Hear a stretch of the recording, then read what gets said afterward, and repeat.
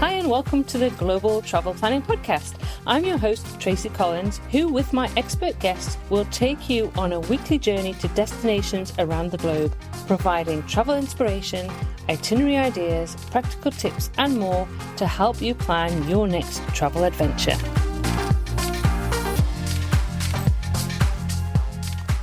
Hi and welcome to episode 29 of the Global Travel Planning Podcast. In this episode, I'm thrilled to chat with Angie Briggs, who along with her husband Simon, owns and operates the Moalboal Ecolodge in the Philippines.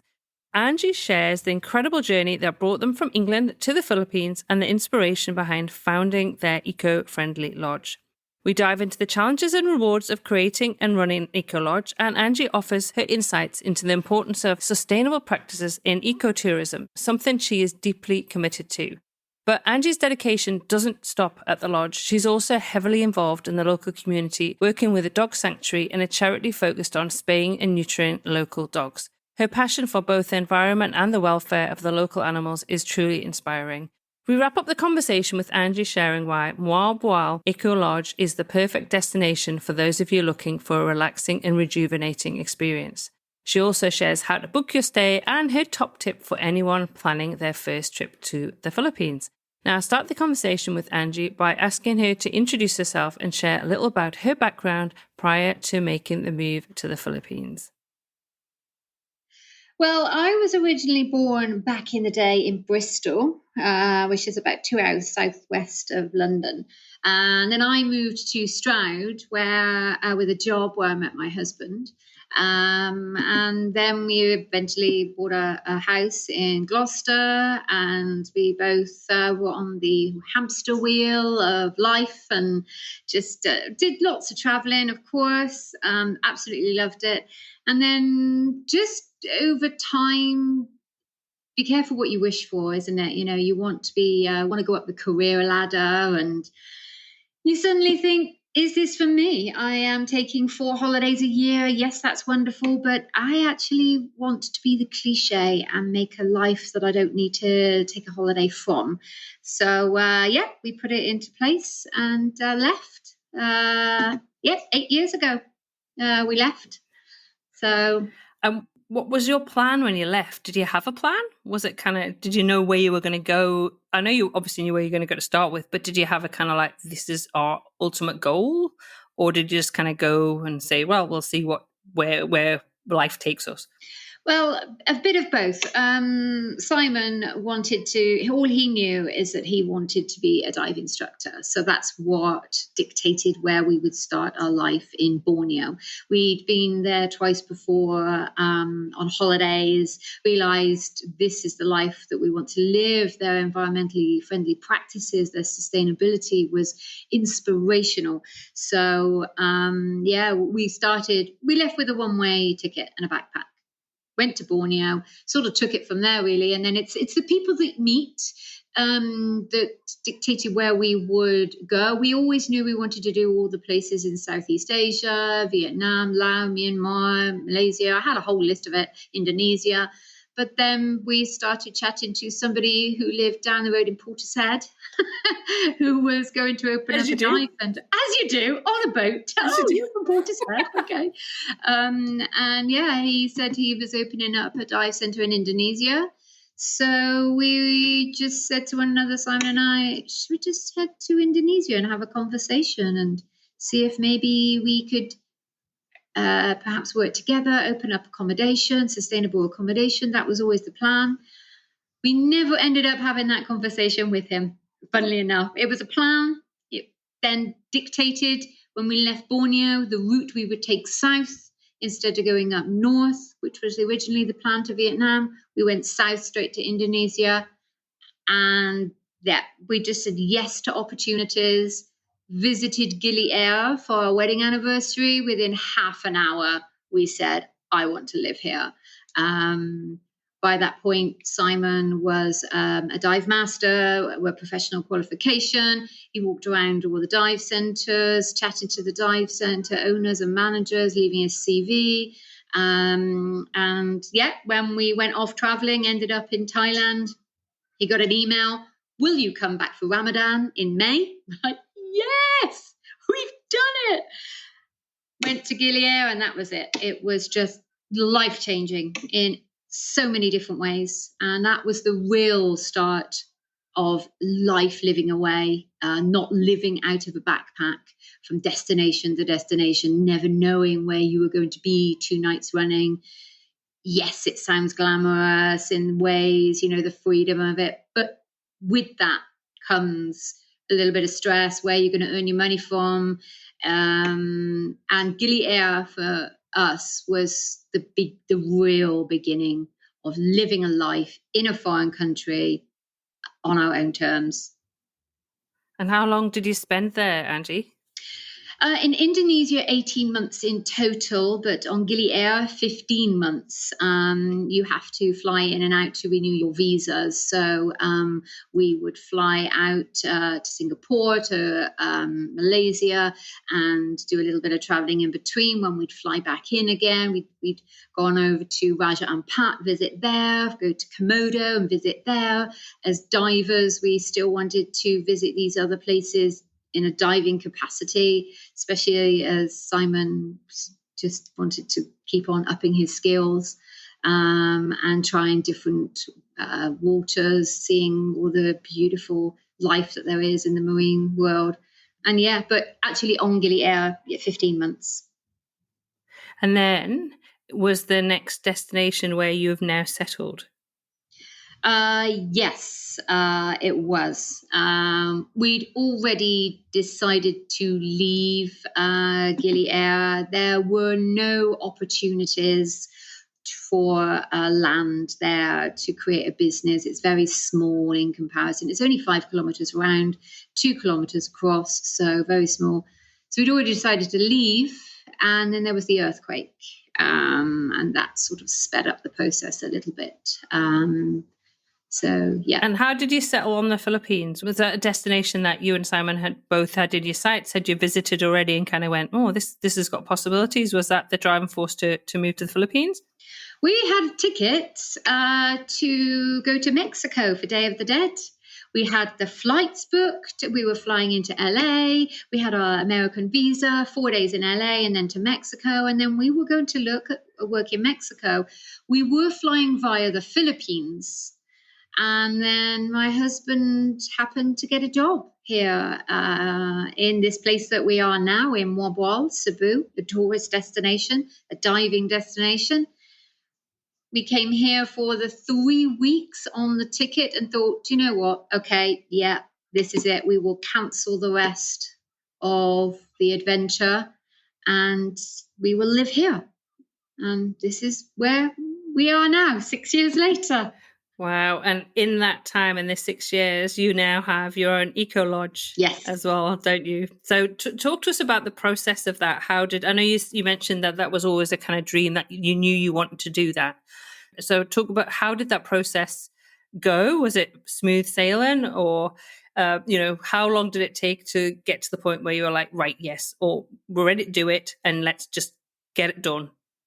It's not what you know, it's who you know. We've definitely learned that in this industry. In Indonesia, we'd heard so many stories about land disputes. You think you own that land and everything seems legal, but some family member somewhere could actually come out of the woodwork and say, no, actually, I own part of that land and can I have it back, please? That's it. Your business is then over. So it is very difficult to find land that is trustworthy in a foreign country in that way. The Philippines is also the same. With huge family members dotted everywhere, sometimes it's difficult to find everybody. So that's what was the sticking point for us, and that's the reason why we chose not to settle in Indonesia and start looking in another country. As it turns out, the owner of the dive centre where Simon was working happened to have some land for sale. And as they are a trusted, respected member of the community, we knew that everything would be legit and we wouldn't have any problems whatsoever. So, we decided to look at the land, think, this is amazing. Plot in the middle of 3 hectares And we had the choice of where we would plot our land, and chose the exact spot in the middle, far from the villages and far from anybody else, surrounded by palm trees. And then they plotted all of the plots around ours. I mean, that was just a once in a lifetime opportunity, I think. So we said, let's do it. And we're not going to get anything this good again. No, it sounds amazing. And once you bought the land, how long did it take for you to kind of get the lodge kind of up and running? Once everything was decided, it doesn't actually take that long, because they were a trusted member of the community and they had already plenty of other buildings and land, etc. So they could draw up all of the paperwork and say, okay, right, you can go. As soon as the paperwork was drawn up, as soon as we had paid a deposit, then we could go. So it didn't actually take that long. What took the most amount of time was actually the building of everything, as you can appreciate. But we built our house first. So our house is part of what will drive the sustainable areas of the resort. For example, rainwater collection. It's very difficult to have rainwater collection when you have bamboo. You cannot take it off of the roofs with the NEPA roofs. It's dirty. So we built our roof at a particular angle so that we could have rainwater collection, dug underground 9,000 litres, 9 cubic, so that it would collect all the water, piped everything over to the resort. So a lot of initiatives like that come from our house to help the bamboo resort. And the resort itself took about 6 months of planning and building in amongst rain, etc. So not too long, actually. So what have been, since you've been running it for the last few years, what have been the most rewarding aspects of having your lodge? Meeting other like-minded people absolutely has been the most rewarding. To have somebody choose us because we are sustainable, because they care about the environment. We've had people think, shall I stay with you or somebody else? And then they've seen me have a vegan menu and vegetarian menu, and it reacts to their core values, and they choose us because of that. So, and other people have read our reviews and they've chosen us because of the reviews. So to have people come and appreciate us for what we do and say that we are an inspiration, I know what that feels like, to have been inspired by so many people who are just innumerable to mention, have educated me beyond a level I could ever imagine. And to hear people say to us that we are an inspiration and to keep going, that has just been the absolute biggest reward.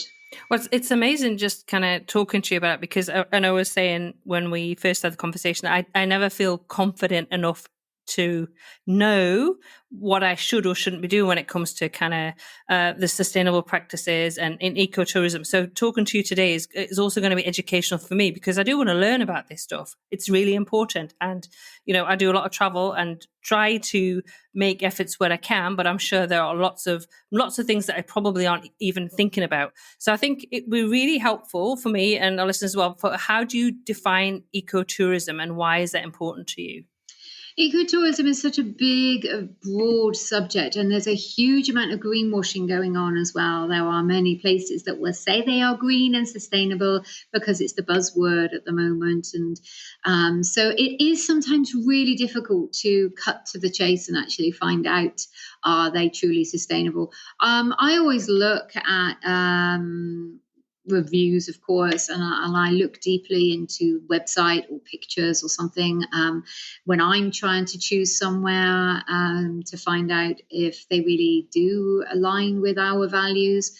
But for us, one of the main things is tours that are offered as well. That is sometimes that's a bit of a giveaway, in my personal opinion. Some places that, if they do not align with my eco-friendly values and sustainable practices, as if they offer tours that are not sustainable, that then makes me think they are prioritizing money over what they say they believe in.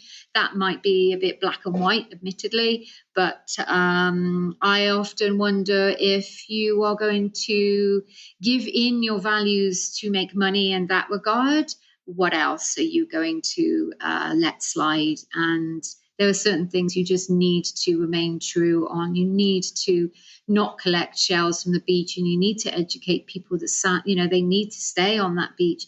No, it's okay. You can take that one shell. It's only one shell, said how many billion people. Is the same as it's only one straw, said how many billion people. So certain things you do need to remain true to. So for me, ecotourism is about respect, the nature, the cultures, belief of certain countries as well. And because that's also part of it. It's such a massive topic. Don't buy from child sellers, for example. That might sound a bit strange. You think, oh, look at that cute little kid selling me a bracelet. But if you do that, you could be buying into something a lot bigger that you are not actually aware of. So following sustainable practices is bigger than just the accommodation that you choose. It is respecting cultures and beliefs and not falling for things that pull the wool over your eyes, shall we say. Yeah, no, I think that's a really good point. And just thinking myself, because I was in India in February, March, and I remember lots of children there trying to sell things, and actually it was the Taj Mahal, and I remember this guy coming up to him saying he should be in school. Yes. That child should be in school. He's not in school because he's out selling things. And I mean, I wouldn't have bought from him anyway, and none of the people that I was on that tour would have done so. But it's not saying that other people wouldn't have done. And it was a shopkeeper who said, don't buy anything because he should be in school, and it's not because he's been used to sell. So those sort of practices absolutely are really important. As you say, it's not necessarily something that people may immediately think about. Yeah, of course. When it comes to ecotourism and sustainability. And I know you've done, kind of turning back to what you're doing where you live as well, because I know that not only are you, committed to ecotourism and sustainable practices within how you run the lodge, but also you work very much within the community that you belong to now as well. Yeah. And I know whether that's supporting the local community, whether that's supporting, I know we both love dogs, and we know that you've helped a lot. And I wanted to specifically, did want to talk about that, because I think that's really important, the work that you've been doing over there, to work with the local community about the spaying the dogs so that it stops that constant breeding, and these poor puppies running around getting sick and dying, and just, hundreds of puppies all the time. Yep. Yeah, that's right. There are two charities that have opened up in the time that we've lived here. We support both of them. I've been active members of both of those charities. Both of them have a deserved place within the community. One of them is a dog sanctuary. So they take dogs, as it sounds, off of the street. They take them to vets. They, puppies that are dumped, etc. They'll try and find homes for them. So that's their place within the community, which is, we couldn't do without them. What we also can't do without is the long-term practice of spaying and neutering, so that the females cannot reproduce.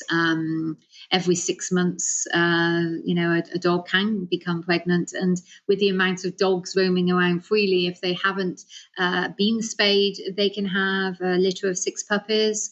And then 6 months later, have another litter of 6 puppies. And that can just, increase the number of street dogs that are out there, and the number of dogs that then can be hit by vehicles and left there on the side of the road for somebody to message the dog sanctuary, get them to pick them up and take them to the vets.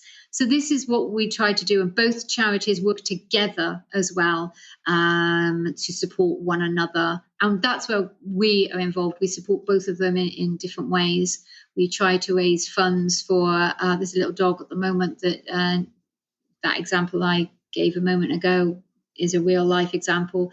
Unfortunately, that dog Lily needs a wheelchair. So, we helped get the little dog a wheelchair. So it's just things like that. We'll try and help wherever we can. and we'll sponsor dogs for their medical needs. I personally like to identify a dog each month, at least one that is spayed. And whether that is seeing them when I'm cycling around and seeing that they're on the street, but they are owned by a low-income family. I will speak to the low-income family and see if they're okay for us to sponsor the spaying of it. Sometimes there is that language barrier. Sometimes it does take a bit longer to gain that trust and let them know that actually, no, I am here for a good reason. I'm not going to do anything horrible. I really want to help you, help your dogs. If I have their okay, then we'll spay the dogs. If it's a street dog, then I would take that dog. I'll capture that dog with the help of the sanctuary. They will come help me capture it, and we will go to the clinic then and make sure that dog is spayed. Its aftercare for 7 days is also extremely important, more important so than anything else, to make sure that that wound is healed and doesn't become septic, and the stitches don't split, etc. So yes, we try and make sure the dogs of all types, low income, puppies, older dogs that are just fed up of having puppies, that they're spayed. Yeah, anything that we see that we can help, we do our best. And I can put the links to those charities in the show notes, or how does it work? Do you work with them via your business as well, or do you promote them directly? As in, if anybody wants to donate, how would they be able to do it? Yeah, they can donate directly if they want, absolutely. Dogs of Moalboal, spay and neuter on Facebook. I can definitely share the links with you. And Moalboal Animal Welfare also on Facebook. And yes, they both actively promote what they do. They both share photos of anything that they have done. So you see every time there's been a clinic, which is once a month. That's the other thing with the spay and neutering. It happens monthly. In Gilead, they don't have the ability to do spaying and neutering on a regular basis, so it's every 6 months. 6 months is better than none at all. But here, the Dogs of Moalboal have managed to find a sustainable, ongoing way of doing it every month. So if a dog happens to be pregnant a few days after the clinic, they don't have to wait 6 months and then would have had their puppies. We're not necessarily going to know they were pregnant. These accidents do happen. But if you miss that clinic and say, oh, I've identified a dog, can I put it into the next clinic? They're not going to be showing by the end of that clinic. Then no one's going to know. But then, unfortunately, you're like, oh, wow, actually, you've actually saved that dog from a life of having to feed. I know that sounds awful, but, we don't know what's happening with street dogs. We don't know their situation that they're in, and trying to feed themselves and then having to feed 6 puppies. It's a very, very hard life for them. So to have these monthly clinics. Yeah. I know you've adopted a few dogs since you've been over there as well. Yeah. I guess it might be hard to stop. I know you've got 3 now. 3, and it's no more. Yes, we had 3 within 6 months. And every time we adopted a new dog, the dynamic of the pack changed. So after we had our youngest, Tala, who was dumped by our road sign, she was about 3 weeks old. Simon was going shopping and turned around and came back with her and her sister in his backpack. We said that's it, no more. And sadly, it is a fact of people do abandon them and dump them in the field near us for us to find homes for. We've found homes for them. We've stood firm, and we will not take on any more dogs. We love our pack of 3, and we don't want the dynamic between them to change. So we have stood firm on that. And a cat, of course. The cat is also a rescue. Yes. So you've got the 4. I think you've done your bit. I think that's enough. And also supporting the 2 charities, honestly, that's the way to go as well, because we just can't adopt every single. No. I know when I've been to Bali, I find it really difficult and think I actually want to adopt. But actually, the best way to do it is actually to support financially, because we can't adopt them all. But so be able to just give a donation to help to have one dog spayed will make a difference. Oh, I think absolutely. that's It makes a important. huge difference. Yeah. And I do have some friends over time who have seen what I've done on my Facebook when I share what I've done, or if we need to take a dog to the vet and they need veterinary care. I have some big hearted friends who do make donations. Then I make sure that I share those pictures and the update with them. And a couple of people have said, I want to continue to support a street dog, and they will give me the money, and then I will say, okay, this is the next dog we've identified. It doesn't have a name. We need to name the dog so it can be booked into the clinic, and it's clear that it's not brownie or brown dog. It doesn't differentiate it from another brown dog from the street. So we ask that person to name that dog, and then we send them pictures of when they've been spayed, and when they're released, we'll send another picture. So yeah, we do make sure that anybody that makes a donation directly to us, that we, but they tend to be friends, personal friends. It's not random people. The Yeah. charities are there for the main donations. This is something personal that I do with friends of mine, as you probably know. Yes. I think I paid for a Yeah, spaying of one dog a while yeah, ago. you did. Thank I really you. I need to do it. I need to do it again. I need to seriously do that again because it's important. I mean, I love dogs. I haven't got a dog anymore because unfortunately my dog passed away a couple of years ago, and with so much travel we can't have Yeah, a dog. But I do miss it. My daughter has a dog, and I get that little bit of canine fix when I go to visit her. yeah, And I do a lot of house sitting, so I get the chance to look after dogs. yes, I know. of course. I know you mentioned about coming in Yeah, and unlodge sitting. yeah. So that maybe I've never been to the Philippines. That maybe that's Well, something I need to do. But also maybe. you not only obviously the work that you do for the dogs in the area and looking after them, but you also have like a significant impact on the area that you live in. I'm sure because you've built this lodge, so you're going to have visitors coming from overseas. What sort of experience can somebody expect if they decide that, right, this is where I want to go, I'm going to book in? And I'm going to apologize because for me to pronounce it's Moalboal. That will do. It's more of a sort of a Jamaican accent, Moalboal. It's but Moalboal, yeah. Moalboal will do fine. So if I decided to come over, anybody listening thinking, right, this sounds perfect, the sort of place that I'd love to go and visit. So what sort of experiences, what would it be like when I come to visit? Well, people initially, when they arrive, think they are in the middle of nowhere. How many places can you visit in life where you are in the middle of a palm tree field? And there are no restaurants that you will pass when you come to us.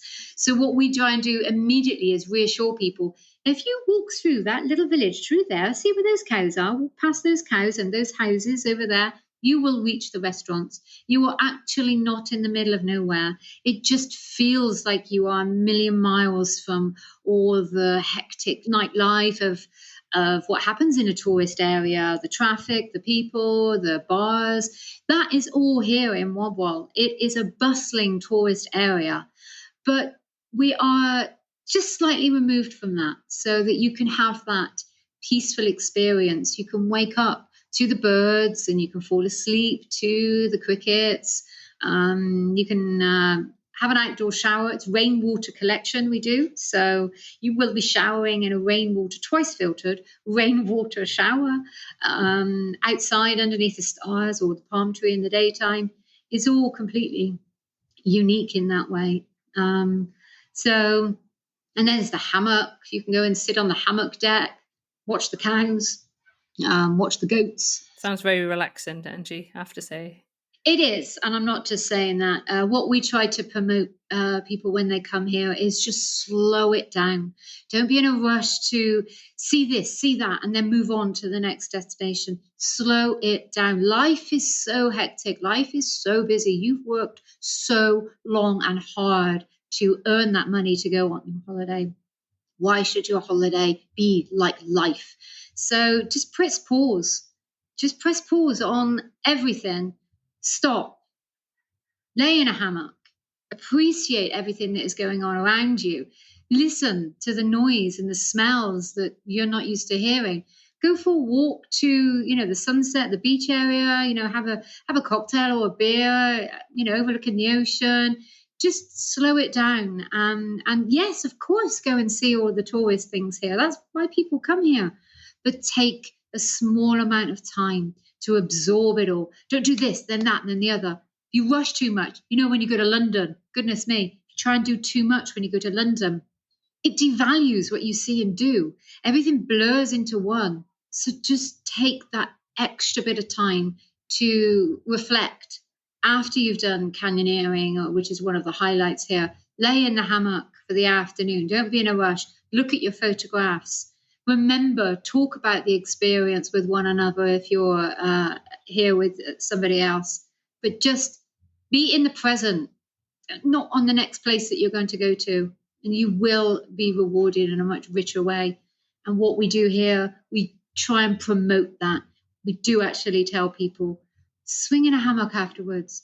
Feel free to do this. If you want to go somewhere more natural, if you want to get off the beaten track, we have posters, pictures, advertising, free things for people to do that not everybody knows about. Not even the local people know about it because they don't necessarily have a chance to go and visit these places. But we do. We love the nature. So we'll drive somewhere and find a beautiful view with a new little restaurant bar and take that picture, put it in our reception area and encourage people to go and do this, see this. You will then feel more immersed within the country that you're visiting rather than feeling like a tourist. Oh, it just sounds amazing. I kind of closed my eyes there for a bit and kind of transported myself there, Angie. I have to tell you, it just sounds absolutely fantastic. What you've built there is just fabulous, absolutely fabulous. And thank you. Oh no! Honestly, and it's been lovely because I was saying I've kind of followed your journey because we both we were both preparing and leaving the UK around about the same time, and we've just been in Australia now for 7 years, and you've been over there been in the Philippines for 6 now. You're saying 6 in the Philippines. Yeah, I mean that's amazing, isn't it?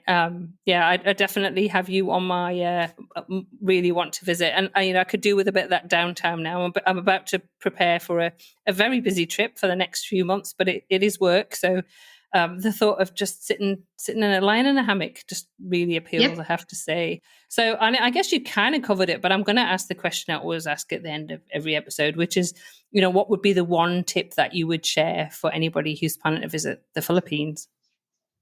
Slow it down. Do not be in a rush. You'd be surprised how long it takes to travel places. Many people are used to public transport that can take you from A to B in a very quick way. It does not happen here. It will take a lot longer to travel that way. You will be in a taxi or you'll be on a bus with all the other traffic. There's no high-speed rail. There will be in Manila and other places, of course, but we're not talking that. We're in the province. We're on an island. So just don't be in a rush to do absolutely everything. Pick a couple of things that you really want to do and a couple that you may like to do. And if you plan 2 days, stay an extra third. Just have that extra day of downtime to collect your thoughts, to perhaps see something that wasn't on your list that has surprised you to learn about. The mangrove boardwalk, for example, or this beautiful viewpoint of the ocean one side and the mountains the other. Not everybody will have the chance to do that. You can just go and do it yourself on your own schedule. So just slow things down. Don't be in a rush all the time. Oh, fantastic. Oh, thank you so much, Angie, for coming on and sharing about your Ecolodge and your journey as well to get to this point. And I will share the information about how to book with you guys. How many rooms do you have? And we only have 3, a maximum capacity of 6. It's quite exclusive as well. Yep. So we promote, the other thing we promote is the fact that you're going to have space around you. You're not going to be staying somewhere where there's lots of people. So that also builds into the relaxation mindset, knowing you're not going to be wrestling for a hammock with somebody. Yeah, absolutely. Just go and relax. Yeah, that's honestly ticks on a lot of boxes for me. Honestly, yeah, absolutely what I need to do. Thanks so much for coming on, Angie. It's been wonderful to catch up with you actually, and chat to you about your journey and your life in the Philippines. Thank you, Tracy. It's been so lovely talking to you, and I feel honoured that you thought of us at Moalboal Ecolodge for your podcast. And we hope we can help show other people around the world that you can stay sustainable, and it can be a little bit luxurious as well sometimes. And we would love to share what we do with other people. Thank you for joining us on this episode of the Global Travel Planning Podcast. For more details and links to everything we discussed today, check out the show notes at globaltravelplanning.com. Remember, if you enjoyed the show, please consider leaving us a review on your favourite podcast app, because your feedback helps us reach more travel enthusiasts just like you. Anyway, that leaves me to say, as always, happy global travel planning.